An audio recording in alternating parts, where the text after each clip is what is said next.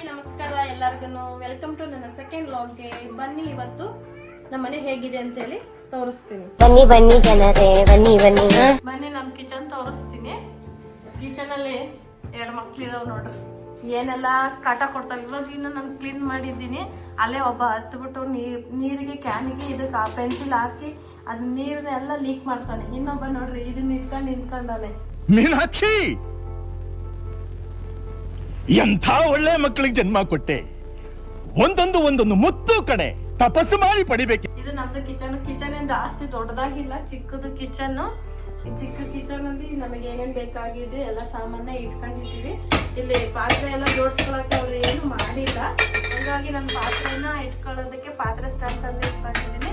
ನೀಟಾಗಿ ನನಗೆ ಏನೇನ್ ಬೇಕೋ ಎಲ್ಲಾನು ಅರೇಂಜ್ ಮಾಡಿ ಇಟ್ಕೊಂಡಿದ್ದೀನಿ. ಸಿಂಕ್ ಕೂಡ ಜಾಸ್ತಿ ದೊಡ್ಡದಾಗಿಲ್ಲ, ಪಾತ್ರೆ ತೊಳೆಯಕ್ಕೆಲ್ಲ ನನಗೆ ಸ್ವಲ್ಪ ಕಷ್ಟನೇ ಆಗುತ್ತೆ. ಚಿಕ್ಕದಾಗಿರೋದ್ರಿಂದ ನಾನು ಏನೇನೇ ಇರುತ್ತೋ ಅವಾಗೇನೆ ಎಲ್ಲ ಮಾಡ್ಕೊಂಡ್ಬಿಟ್ಟು ಅವಾಗಲೇ ವಾಶ್ ಮಾಡ್ಕೊಂಡಿದ್ದೀನಿ. ನಾವು ಏನು ಕೂಡ ಮನೆಯಲ್ಲಿ ಹಾಲಲ್ಲಿ ಸೋಫಾ ಇಟ್ಕೊಂಡಿಲ್ಲ ಕೂತ್ಕೊಳ್ಳೋಕ್ಕಾಗ್ಲಿ ಮಾಡೋಕ್ಕಾಗ್ಲಿ.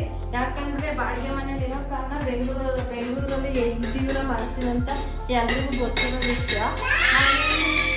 ಬಾಡಿಗೆ ಮನೆ ಮಾಡ್ಕೊಂಡಿದ್ರೆ ಇಲ್ಲಿಂದ ಅಲ್ಲಿಗೆ ಹೊತ್ಕೊಂಡು ಹೋಗೋದು, ಅಲ್ಲಿಂದ ಬೇರೆ ಕಡೆ ಹೊತ್ಕೊಂಡು ಹೋಗೋದು, ಅದೆಲ್ಲ ಕಷ್ಟ ಆಗುತ್ತೆ, ನಮಗೆ ಬರ್ಡನ್ ಆಗುತ್ತೆ ಅಂತ ಹೇಳ್ಬಿಟ್ಟು ನಾವೇನು ಇಟ್ಕೊಂಡಿಲ್ಲ.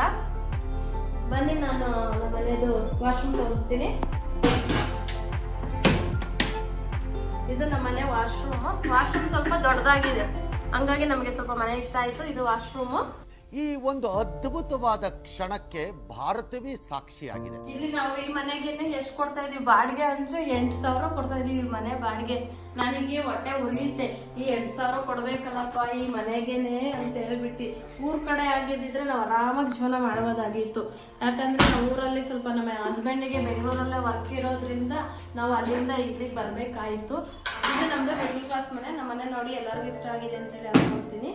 ಮುಂದೆ ವಿಡಿಯೋಗಳು ನಾವು ಇದೇ ರೀತಿಯಾಗಿ ಮಾಡಿ ಹಾಕೋದಕ್ಕೆ ನಿಮ್ಮೆಲ್ಲರ ಸಪೋರ್ಟ್ ಬೇಕು. ದಯವಿಟ್ಟು ನಿಮ್ಮ ಸಪೋರ್ಟ್ ಮಾಡಿ. ನಿಮ್ಮ ಅಭಿಪ್ರಾಯ ಏನೇ ಇದ್ರೂ ಕೂಡ ನಿಮ್ಮ ಕಮೆಂಟ್ ಮೂಲಕ ತಿಳಿಸಿ. ನಮಗೆ ಸಬ್ಸ್ಕ್ರೈಬ್ ಮಾಡಿ, ಲೈಕ್ ಮಾಡಿ, ಶೇರ್ ಮಾಡಿ.